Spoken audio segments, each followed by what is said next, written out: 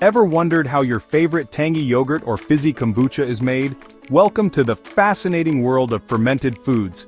These aren't just trendy treats, they've been a cornerstone of global cuisines for centuries. But what exactly happens during fermentation and why should we care? Think of it as a microscopic party where tiny chefs like bacteria and yeast transform simple ingredients into flavor powerhouses. From boosting gut health to potentially strengthening our immune systems, fermented foods offer a fascinating glimpse into the intricate relationship between food and our well-being.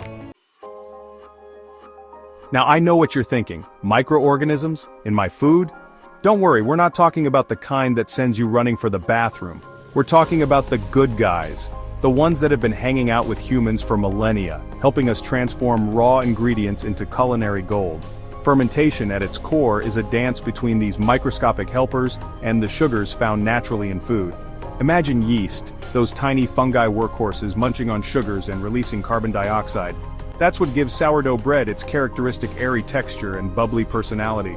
So, whether it's the effervescence of kombucha, the tang of kimchi, or the umami depth of miso, it all boils down to this beautiful controlled chaos of microorganisms working their magic on our food. Now I understand if the word bacteria still sends a shiver down your spine, but trust me, when it comes to fermentation, these microscopic helpers are on our side. The same lactic acid that gives yogurt its tang also creates an inhospitable environment for the bad guys, those unwelcome bacteria that can spoil food and make us sick. Think of it as a microscopic security system, ensuring that only the good guys thrive. We need to make sure our microbial guests have the right environment to work their magic. So, don't let fear keep you from exploring the wonderful world of fermented foods. So, we've talked about the science, we've addressed the safety concerns, now let's get to the good stuff, the food. Because the world of fermented foods is vast and incredibly diverse, offering a spectrum of flavors and textures to tantalize your taste buds. Let's start with the classics. Yogurt, that creamy, tangy breakfast staple, is a gateway drug into the world of fermentation. Then there's kefir, its thinner, more tart cousin, often enjoyed as a refreshing drink. Vegetables get in on the action too, transforming into tangy, crunchy delights like sauerkraut and kimchi. And let's not forget the umami bombs miso, a fermented soybean paste that forms the base of countless Japanese dishes, and tempeh, a nutty, protein-packed cake made from fermented soybeans.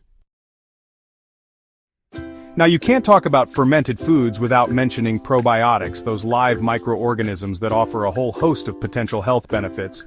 But here's the catch. Not all fermented foods are created equal when it comes to these gut-friendly microbes.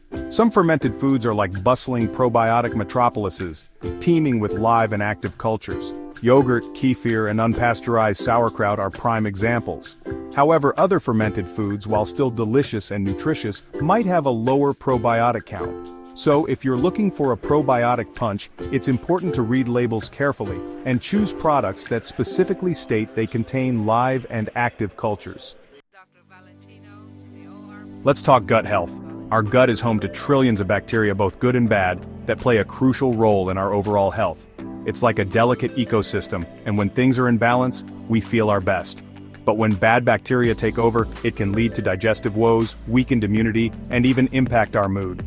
By introducing beneficial bacteria, fermented foods can help restore balance to our gut microbiome, potentially alleviating digestive discomfort, boosting our immune system, and even improving our mental well-being.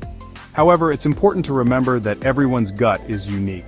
So, it's all about listening to your body and finding what works best for you. Before you get too carried away with your fermentation adventures, let's talk about something crucial: food safety. Fermented foods should have a pleasantly pungent aroma, but if something smells downright foul like rotten eggs or sewage, that's a clear sign that something's amiss. Remember those microscopic helpers we talked about? Well, sometimes unwanted guests can crash the party, leading to spoilage and potential health risks. A funky smell is your cue to toss it out and start fresh. Another thing to watch out for is mold. If you see any fuzzy, discolored patches on your fermented foods, it's best to err on the side of caution and discard them.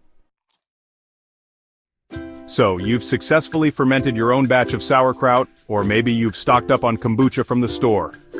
Now the question is, how do you keep these fermented treasures fresh and flavorful? The answer, my friends, often lies in the refrigerator. Think of the refrigerator as a time machine, slowing down the fermentation process and preserving the quality of your fermented foods. Even after fermentation is complete, they continue to metabolize sugars at a slower rate. Refrigeration helps to put them in a state of suspended animation, preventing over-fermentation and preserving flavor. But when in doubt, check the label or consult a trusted resource. Now, for those of you feeling adventurous, the thought of fermenting your own food at home might be calling your name. It's a rewarding experience, allowing you to control the ingredients and customize flavors to your liking. But before you dive headfirst into the world of home fermentation, it's crucial to approach it with a healthy dose of respect and attention to detail. Cleanliness is paramount when fermenting at home.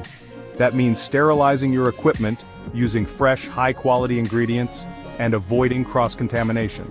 Fermentation is a science, and even slight deviations from the recipe can impact the final product both in terms of flavor and safety.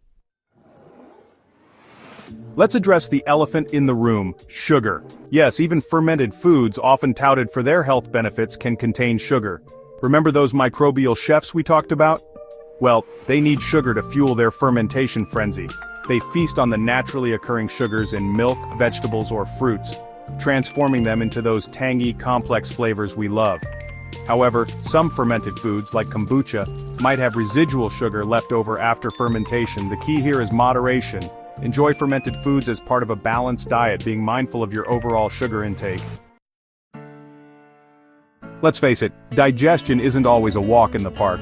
From bloating and gas to more serious digestive disorders, many of us struggle with digestive discomfort at some point in our lives. But what if I told you that fermented foods might hold the key to unlocking better digestion? You see, those beneficial bacteria we've been talking about don't just hang out in our gut. They actively participate in the digestive process. They help break down complex carbohydrates, proteins, and fats, making it easier for our bodies to absorb nutrients. Moreover, fermented foods can help break down FODMAPs, a type of carbohydrate that can wreak havoc on the digestive system for some people. From the tangy depths of yogurt to the effervescent fizz of kombucha, the world of fermented foods is as diverse as it is delicious. Remember, not all fermented foods are created equal. Look for live and active cultures, be mindful of sugar content, and trust your senses when it comes to food safety. Thank you so much for watching. If you found this video helpful and informative, don't forget to hit that like button, subscribe to my channel, and hit that notification bell so that you won't miss out on any of my future videos. Stay tuned for more informative videos.